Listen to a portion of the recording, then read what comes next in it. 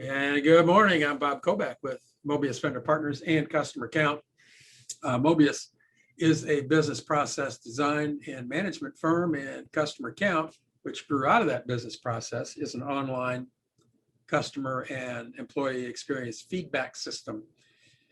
One of the reasons for our marketing success is we work with a group out of the UK called RedLive Media, and you can see Mr. John Heffernan on the split screen. John and I worked together now for a couple of years, and I will tell you that with COVID and what we've been going through, and so many people being furloughed and losing their job, one of the things that I found to be particularly effective for my friends is paying attention to LinkedIn.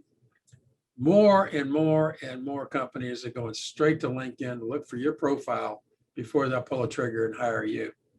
So what we're here to do today with John, you can say hi, John.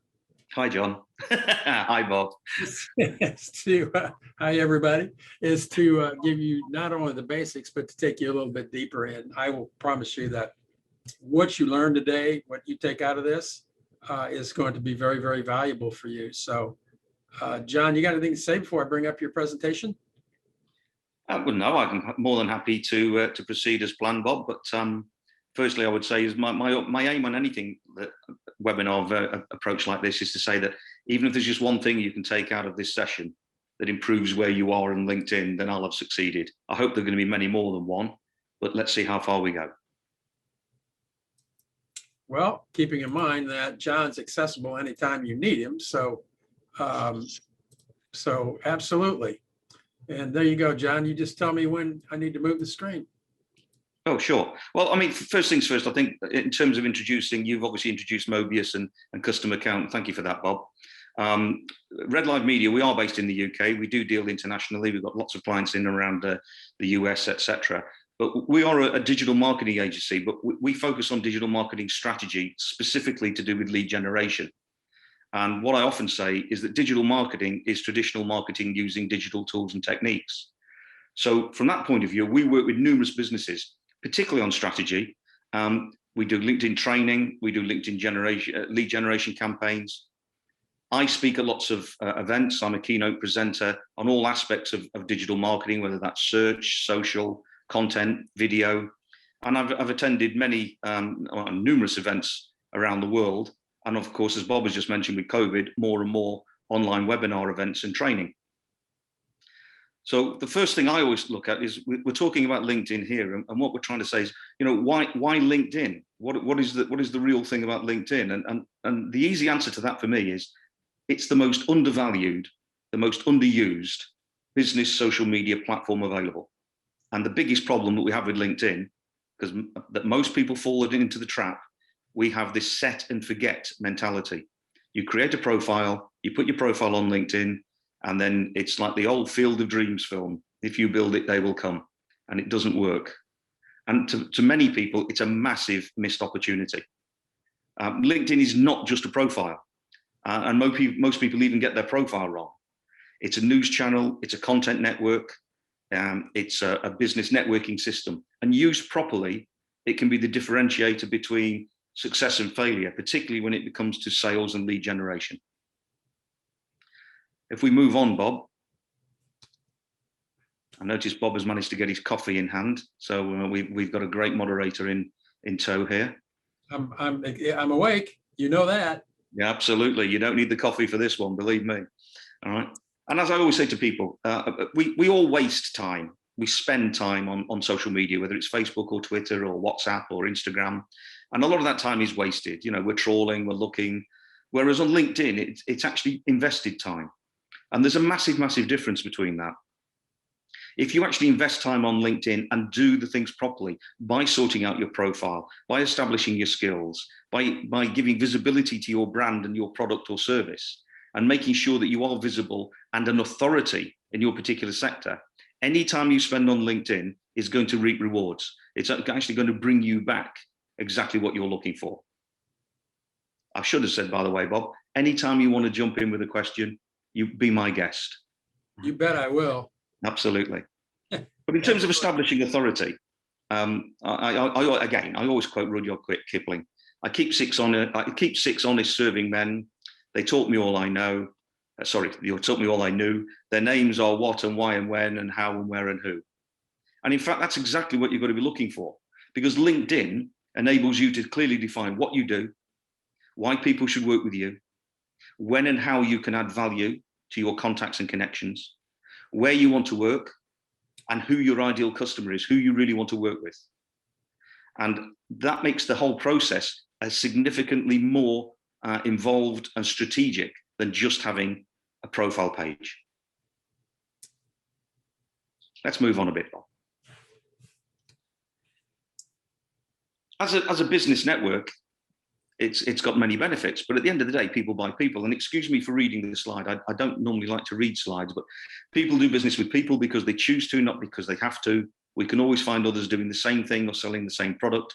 It's the personal connection that makes the difference.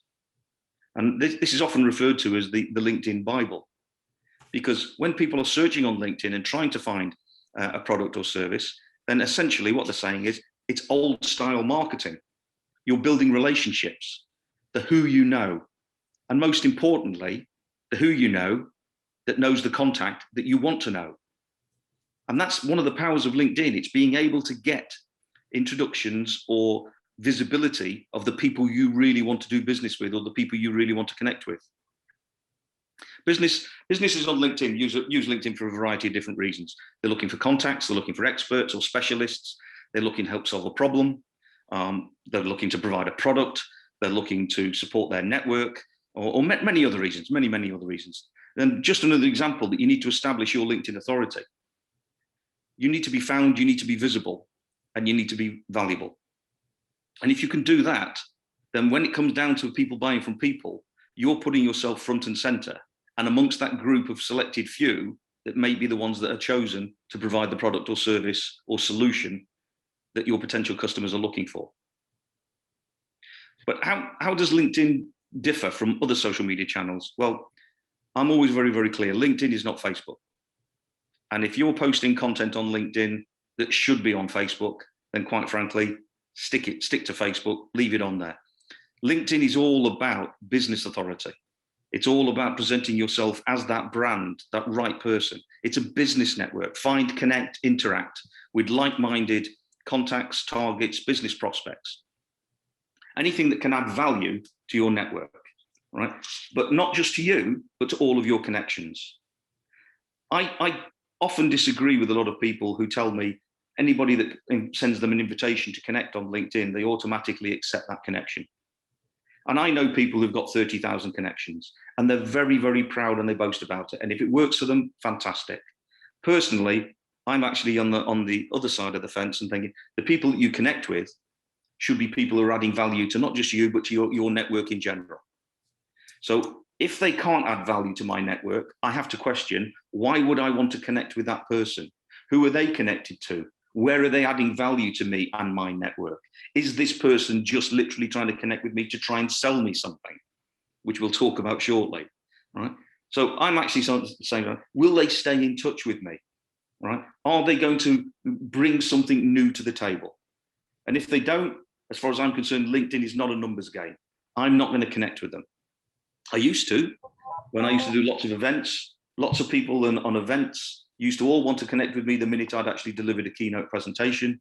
And probably 90% of those people I never heard from again.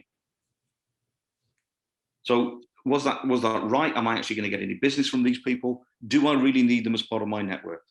I find that it's not a numbers game. It's a strategy tool to find and develop the most valuable business network that I can produce that helps everybody within that network. Let's move on again, Bob, if you can. And a simple LinkedIn statement here. This is effectively what you should be promoting. And when we talk about your target audience, who is the audience you want? Are you actually looking to get new customers? Are you looking to get new support contacts? Are you looking for various other elements that are going to produce what you need? So who is your target audience? And this is true, John. This is true also when I'm looking for a job. Absolutely. Absolutely. If you're looking for a role, your target audience might be the very recruitment people or the internal HR people who are the ones that you want to put your name front and center in front of. So you can actually find them. And actually by conducting some proper LinkedIn research and using the tools within LinkedIn, then you can actually identify these people and front and center. And often what I say here, Bob, is that a lot of people forget that LinkedIn, if you're going for an interview, you've managed to get an interview. And at the moment, most of those interviews are conducted through Zoom or Skype or GoToMeeting or Microsoft Teams, whatever it might be. You're meeting those people on camera maybe for the first time. But before that interview takes place, you could look at the profiles of the people who are going to be on that call. You could see what their role is, what they actually do. You can find some information on there. You can look at that company pages for the company that you're trying to find work with and understand more about them, which makes you better prepared. You know what, John? The other day, 2 days ago, I had an appointment scheduled to meet with a prospect who I had never met before. So the first thing I did was I went to LinkedIn to check their profile. Correct. See who they were. And I was really surprised to find out that we had 14 contacts in common. Yep. And of those 14, I probably know 5 or 6 of them on a first name basis. Yep. And that's valuable feedback.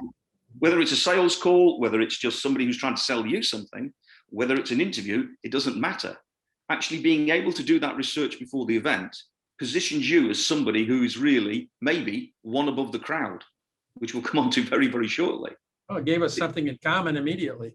Absolutely, absolutely. And again, you can actually identify, what it is, that conversation that's going to take place. What is it really about? You can sort of delve deeper and scratch below the surface and understand where these people are. And if it's a sales call, you may even identify where the problem is that they're looking to solve before the call actually takes place. And by doing your research, you're positioning yourself better over and above any competitors that may be in the background. Does that answer your question? That gives me a couple of great ideas. Heck yeah. Okay. Let's move on to the next slide, Bob. Come on, we're chewing the fat here, but. And of course, what you just hinted at there. Sorry, Bob? I love chewing the fat. Absolutely. But what I was just referring to there was standing out from the crowd. Whether it's, if you're going for a job interview, you can guarantee you're not the only one. If you're trying to sell something to somebody, almost certainly there will be other competitors in the wings. So what can make you stand out? And using LinkedIn makes you stand out. But the other side of it could be they're looking at your LinkedIn profile. And if they're looking at your LinkedIn profile, how have you positioned yourself to stand out from the crowd? What's going to make you, what's your USP? What's going to make you somebody that they really want to talk to, that they really want to engage with, that they really want to interact with? All right? And a lot of clients, if you're talking with sales bit, they're not interested in your CV.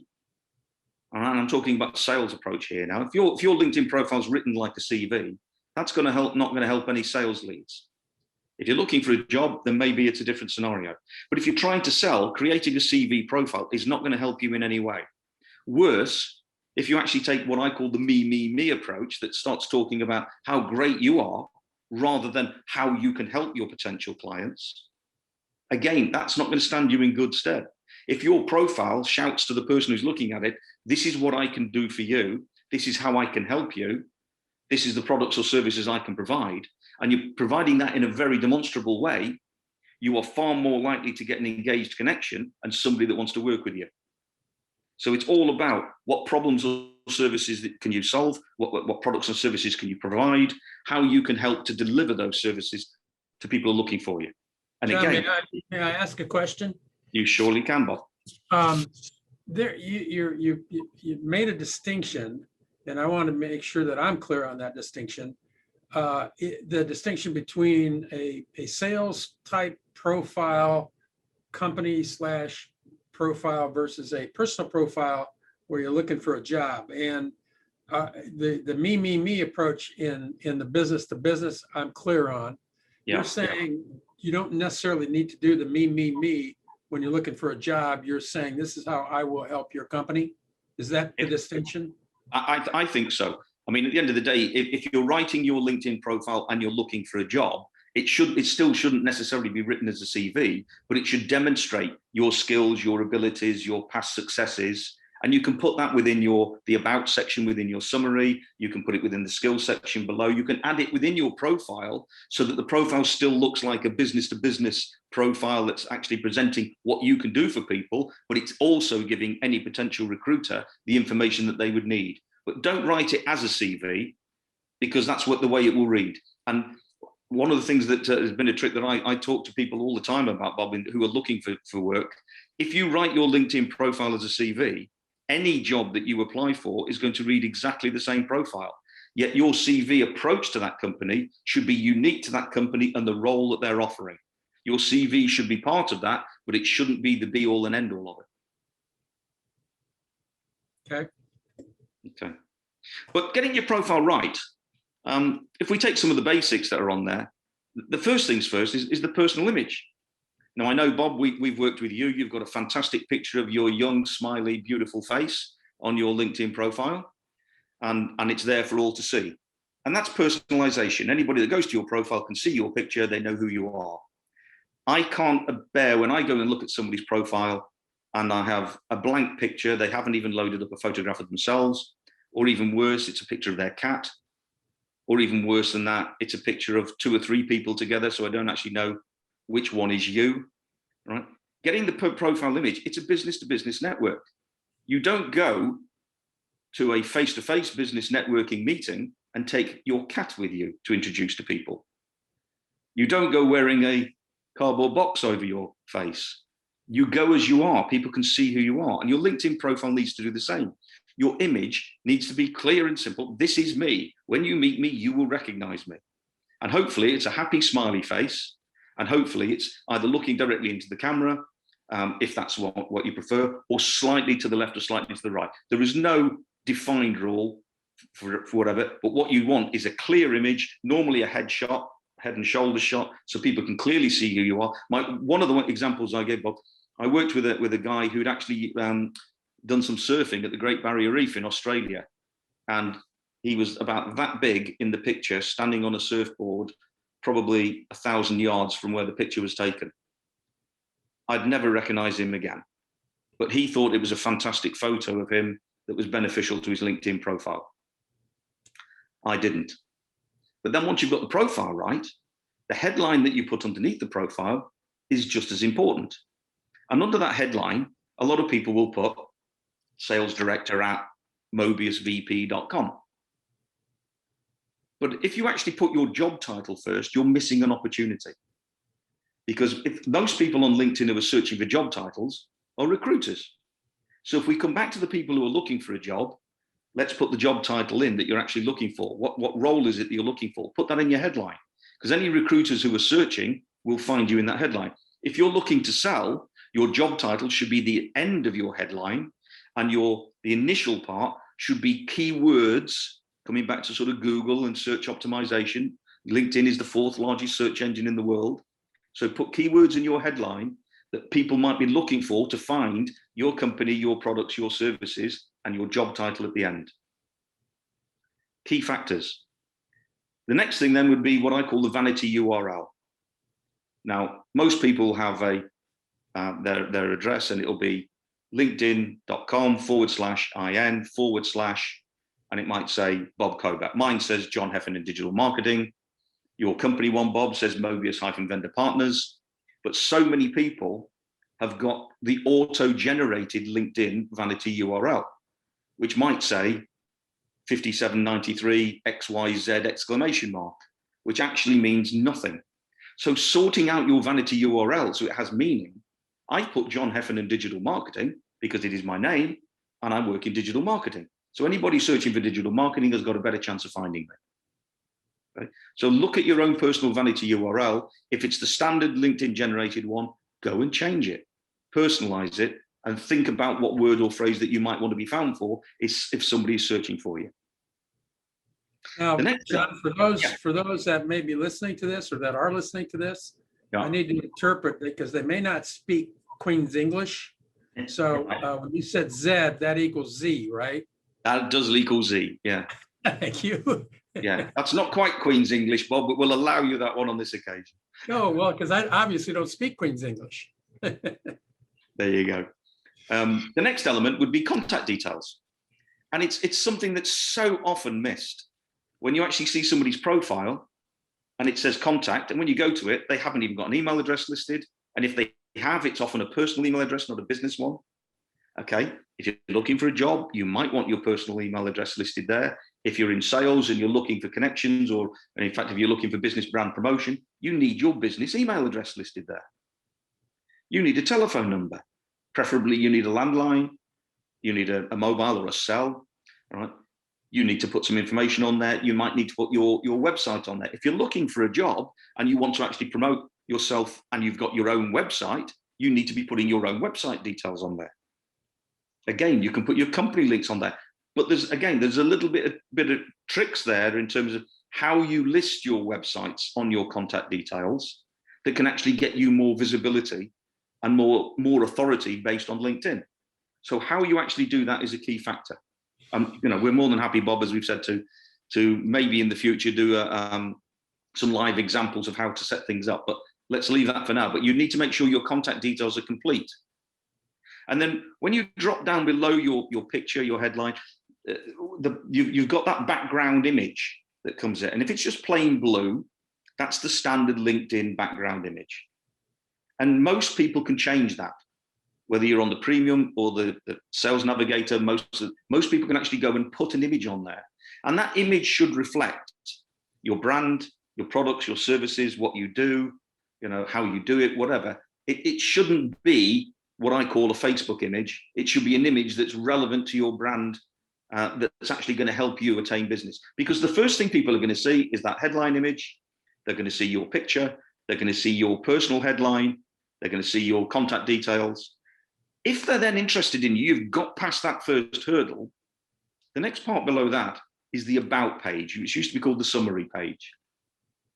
And you've got 3,000 characters there to really establish you as an authority. What you do, who you do it for, how you do it.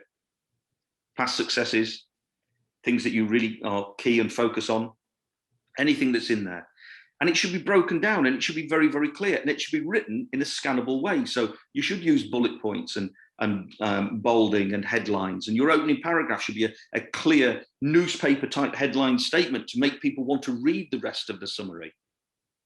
And what you should also do is make sure within your summary, at the bottom at least, if not at the top as well, you should have a call to action. So at the bottom of that summary, you should be putting, you've now read my summary, contact Bob Kobeck at Mobius Vendor Partners. Here's my email address. Here's my phone number. So they don't have to go looking for your contact details. You've built it within your summary. And if you do that, it's a great way of demonstrating who you are and what you do, everything that people might be looking for. And it's an easy way of them saying, this is a guy I want to talk to. I've got this contact information already available there. So those are absolutely the main things that you should be looking at as far as a profile page is concerned. There's lots of other settings, there's 69 other settings, and there's various other elements that need to be put into play. But just as a general overview, those are the first things that people should look at doing. And some people find it very difficult. I understand that, which is why, I know we'll talk later, Bob, but it's why we can offer a service to help people do that. But a lot of these things you could look at and do yourself. You can actually do your headline, you can do your own profile image. When it comes to writing the content, there's an art and trick to some of the ways you need to present that. John, it reminds me of in the survey business, we always ask a question called the customer effort score, which is another way of saying, how convenient did you make this for me? And so when you're doing the LinkedIn profile, if I understand your thought, then the more convenient you make it for that person that is looking at your profile. Yeah. Make it easy for them to contact you, make it easy for them to learn about you. It's going to give you a little bit of a different loyalty feel. And it also establishes authority, because the more information you're putting in there, the more LinkedIn itself will see you as somebody that people might want to be looking for.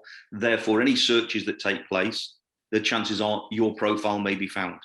I mean, what a lot of people don't actually appreciate is that all LinkedIn profiles are indexed by Google. And if somebody's searching on Google for a particular skill or feature or product, sometimes your LinkedIn profile might appear before your company page. And people can click straight onto your profile, go to LinkedIn and see your profile. So it also can become a shop window to your company brand and products. Wow, that's good to know. All right. So there's elements in terms of the way you write your profile, in terms of being found and visible, that feed back into the whole Google search optimization process. That's why your summary of 3,000 words needs to include, not necessarily written as keywords, but it needs to include phrases that people might search for to find you, your products, or your brand. And we have to remember that the way you write it should be conversational. Because I often say to people, when somebody's looking at your LinkedIn profile, it's one person reading your profile. Don't write it for the many. Don't write it as, Bob Kobeck does this. It should be written with the I do this. It should be in the first person. I am this. This is what I do. This is the services I provide. All right. Write it as the first person and write it as you would say it. And it has far more impact than being written as a third party or third person with keyword speak, as I call it. So be natural. Write it as you would say it. Let's move on, Bob. Let's move on. We've covered profile a bit there.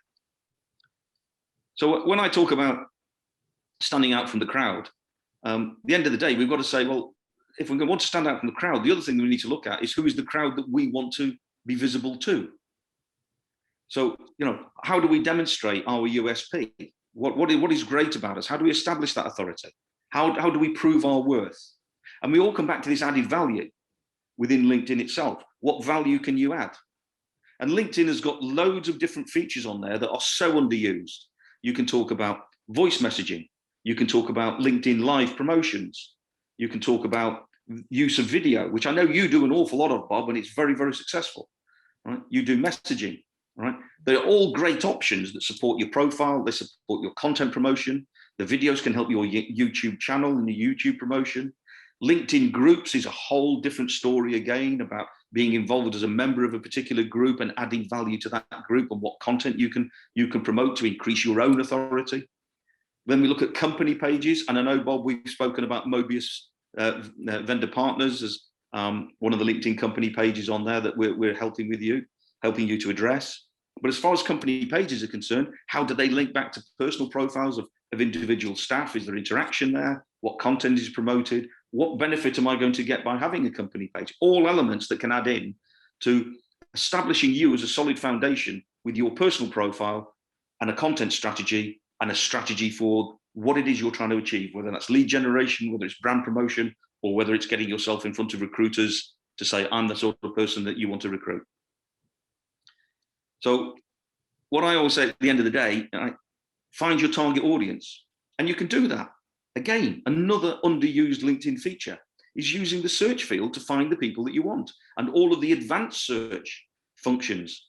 So that I know if I want to find somebody, I can use the search techniques and again, the little tips and tricks behind the scenes that will help me find what I'm looking for significantly easier. Can you deliver the value, the value add? So what you're doing is you're producing information regarding the right product or service to the right audience. And as we say, you need to be there at the right time. And the right time is when they're looking for it. So the more you can actually use all of these extra LinkedIn features to keep you front and center, developing your authority, you will be there when people need to find you.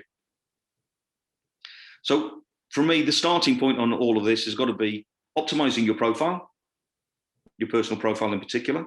Obviously, company pages are a secondary issue at this moment. Your content plan in play. What content are you going to put on there? How regularly are you going to put content on there? Is it going to be value? Let's hope it's not going to be the me approach, but it's adding value. It's informative. It's interesting. It's engaging.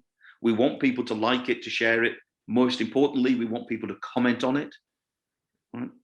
We want to then make sure that from that point of view, you've got to carry out your LinkedIn research, use the tools that are there, find your audience, find that target, develop the strategy, and look at using your overall strategy to improve your authority. John, let's say, for instance, that I want to find out, see if I can target a certain segment within a segment. So let's just say I want to talk to procurement officers in hospitality. Yeah. Will LinkedIn get to that level of targeting?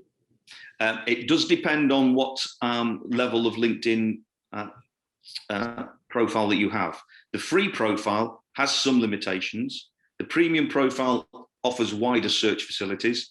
And then you go to the next end, which is Sales Navigator, which is the most expensive format. And for people who are really in sales, most people would be on at least the premium, in my opinion, and moving towards having so much success on LinkedIn that they start to use Sales Navigator. But for most people who are searching and maybe have the basic profile, the non-paid profile at the bottom end, you can still search. You can use the search tools there. You can search by name, you can search by company name, you can search by location. And then there is different ways of putting things in that says, a simple example would be if you're looking for a sales and marketing director, you would put sales and marketing director, and you might put the company name behind it. But if I'm looking for a job, what am I going to look for? Well, again, if you're looking for a job, you would want to find out. Normally, you would find out who is actually recruiting, and then you would look at that particular company, and you go to their company pages, and they will normally have those job vacancies listed within their company pages. If they don't, what you should then be looking for is the HR team within that company. Right. So there's different ways of actually finding those by going to company pages, seeing who's on LinkedIn through the company pages, looking at their titles, clicking through to their profiles. And if you want to be invisible at this stage, so that you're doing your research without them knowing who you are, you can make yourself invisible whilst you're conducting those searches, and then make yourself visible when you want to be thereafter. Okay. So from that point of view, Bob, at the end, the whole process here is about saying, let's get everything sorted, let's get everything in position, let's get all your strategy sorted out, make sure you know what you're doing, do all of the research, and then basically you've got a LinkedIn profile that's going to work for you.